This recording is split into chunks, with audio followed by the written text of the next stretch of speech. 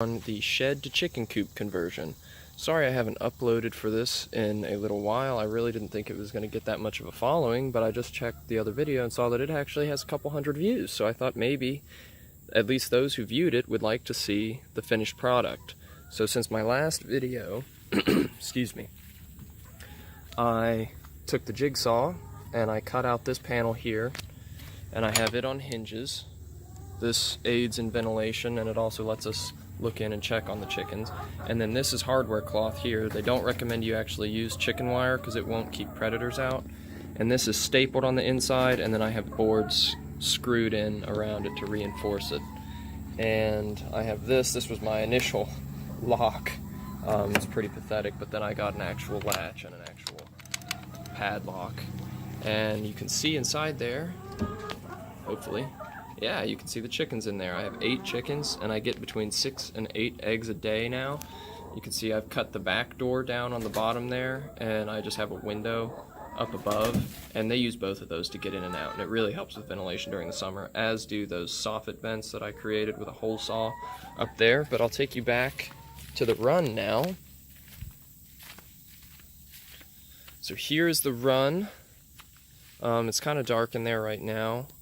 That's because I have a shade device set up, and I'll explain that in a minute.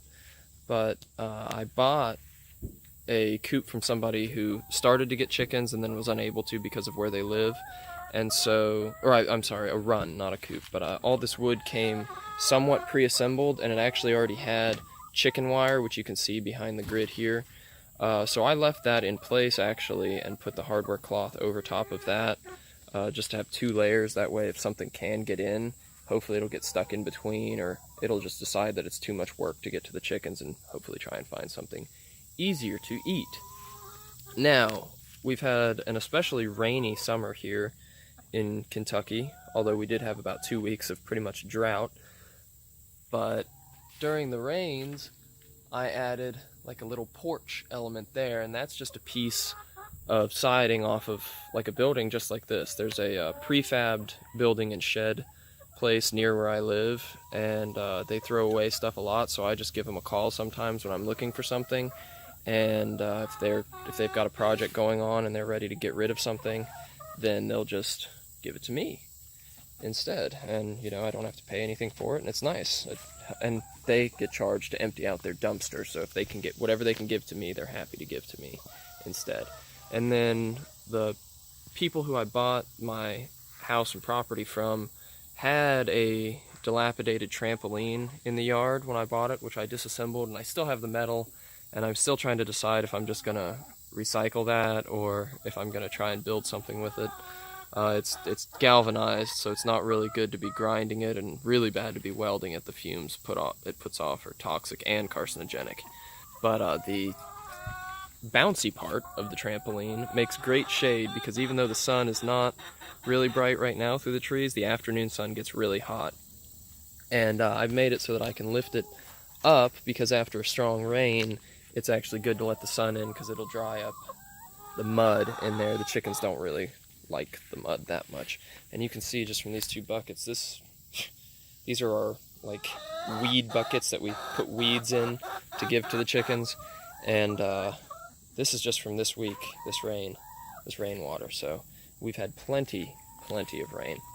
And over here we have another padlock, and we just have a really basic code. It's to keep animals out, not people, because a person could easily just smash through this with a hammer or something.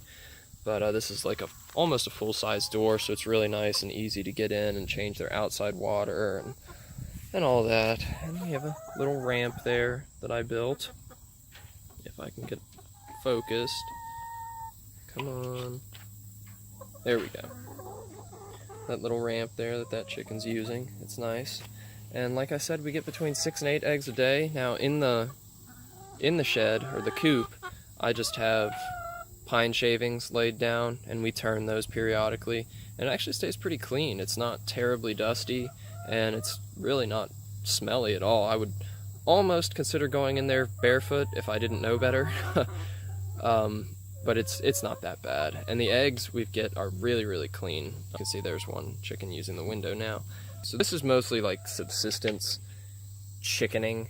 We don't plan to keep the eggs to sell. I mostly just eat them and then give some to family and friends and stuff. But I think maybe next spring I'll expand, because the coop, the shed, is very, very big. I could easily put multiple roosts in there and the chickens would have plenty of room. I could probably get 20 or more chickens in this shed without them getting on each other's nerves too bad.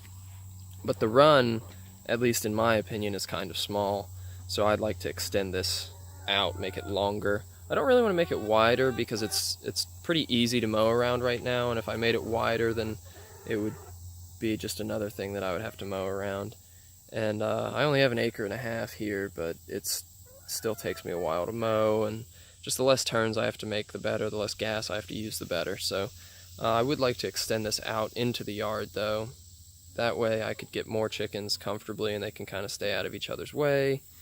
And that would be that.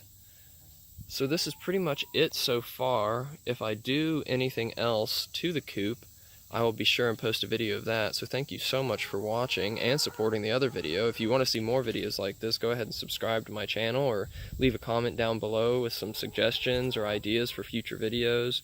And leave a like on this video if you enjoyed it. Thank you very much for watching again, and I'll see you in the next one.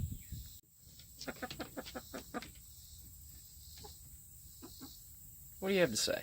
What do you have to say for yourself? Huh?